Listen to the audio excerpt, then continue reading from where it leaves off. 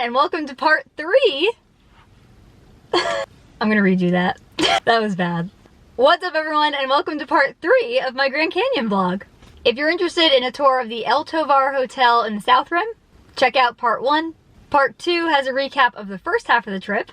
And today, part 3 is a recap... Oh, someone walking by.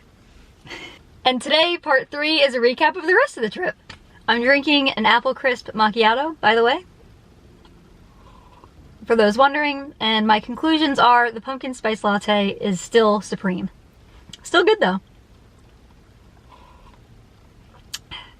Now, we left off on day 4, and this was a big one. May have been my favorite day of the trip.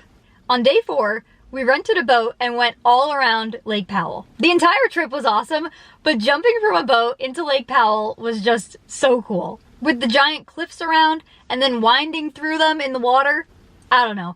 That had to be the highlight for me. And if you don't want to rent a boat, there were also a lot of people on kayaks, which also looked like a complete blast. All I'm saying is, don't sleep on Lake Powell. If you're going to the Grand Canyon, definitely something to look into.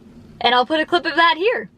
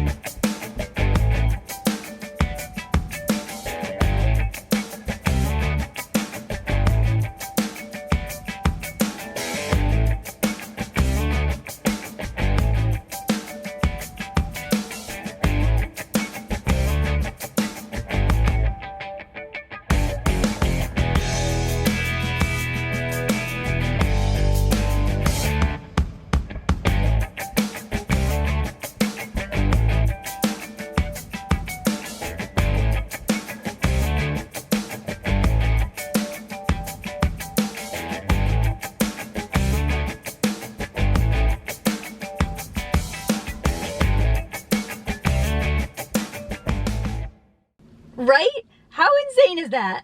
I'm still like processing it. Then on day 5, we drove to the North Rim and checked into the Grand Canyon Lodge. If you're interested in a tour of that hotel and the cabin that we stayed in, I'll link it in the description below. But I'll put a few clips here as a teaser.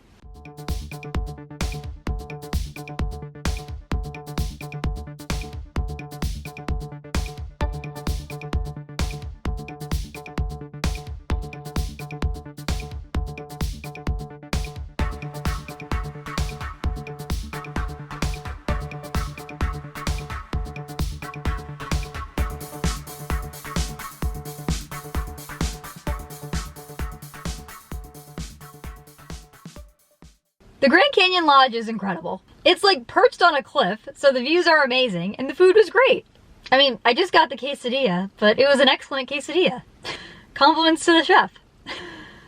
Alright. I don't take my quesadillas lightly.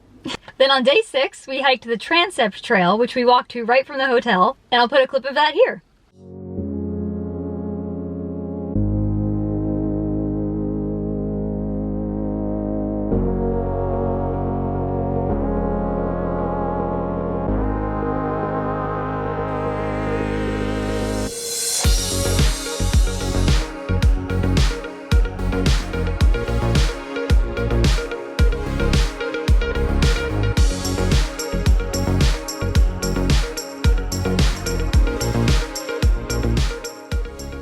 The North Rim is way more woodsy and a couple degrees cooler than the South Rim. Both beautiful, but just wasn't expecting them to have such different vibes.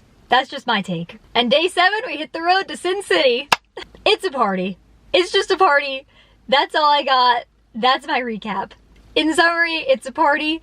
If you want a party, go to Vegas. And I'll put all the trip information on one screen here.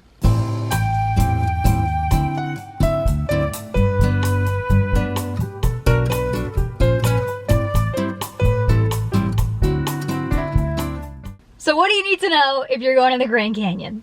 The answer to that question is a lot. You need to know a lot. There is a lot of information that you should be aware of before you book a trip to the Grand Canyon. Most importantly, if you want to stay in any of these hotels that I've mentioned, you need to book the rooms way in advance because they will sell out. Dinner reservations, also way in advance. Basically, I would not recommend just showing up to the Grand Canyon. Not the trip to wing it.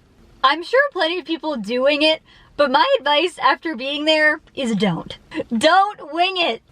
Do not. Book your hotels ahead of time. Book your dinner reservations at the hotels ahead of time. Book your activities ahead of time. I know it sounds like a lot of work, but it is worth it. Shout out to my mom for doing all that trip planning. Everything was basically seamless. If we didn't have those reservations, that trip, without a doubt, would not have been as good. And the time of year that we went was late September, early October. The weather was nice, but it was a touch chilly on the North Rim. We're talking like 40s, low 50s at night. So if you want warmer than that, go earlier than late September. It wasn't crowded though, so that was pretty great. All right, that was the trip. Those are my tips. Thanks for joining me. I hope you enjoyed the tours. And if you have any hike recommendations for the North Rim, comment them below. And that's a wrap. Grand Canyon trip in the books. Bye. See you soon.